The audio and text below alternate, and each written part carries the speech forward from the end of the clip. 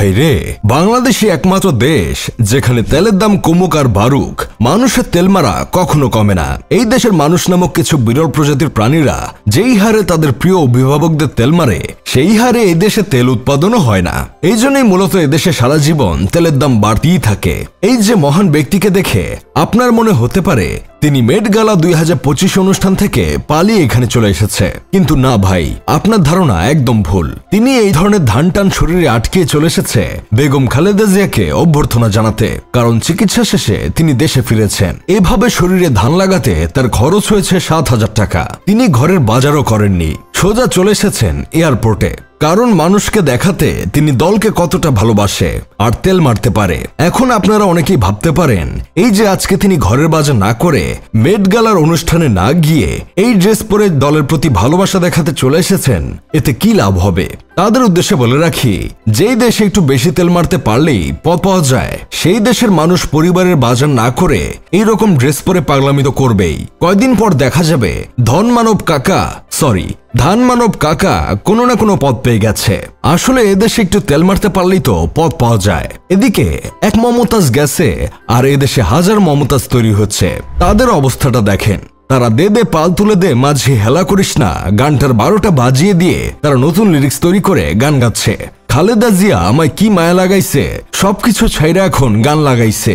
আগে তো আমাদের রেমিটেন্স আপা মমতাজ দেশ বিদেশ ঘুরে ঘুরে লাখ লাখ রেমিটেন্স এনে দিত বাংলাদেশকে।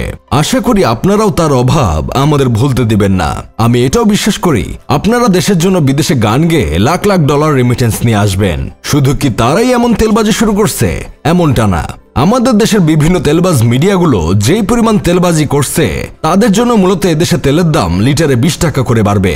বেগম খালেদা জিয়া কখন আসবে, তার সাথে পরিবারের আর কে কে আসবে, কোন এয়ারলাইন্সে আসবে, ঢাকায় কোথায় উঠবে, কখন কোন খাবার খাবে, কখন কোন ঔষধ সেবন করবে, এইসব নিউজ করতে করতে তারা হাঁপিয়ে গেছে।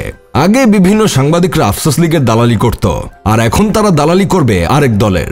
এসব দেখে আমার বন্ধু কেরামত সাংবাদিক হওয়ার সিদ্ধান্ত নিয়েছে, কারণ এদেশে সাংবাদিক হতে তো বেশি কিছু লাগে না, একটা মোবাইল আর একটা মাইক্রোফোন থাকলেই এখন সাংবাদিক হওয়া যায়। কেরামত তো এইসব ডিভাইস আছেই, তাছাড়া তার মধ্যে তেল মারার পূর্বের অভিজ্ঞতা তো আগে থেকেই আছে।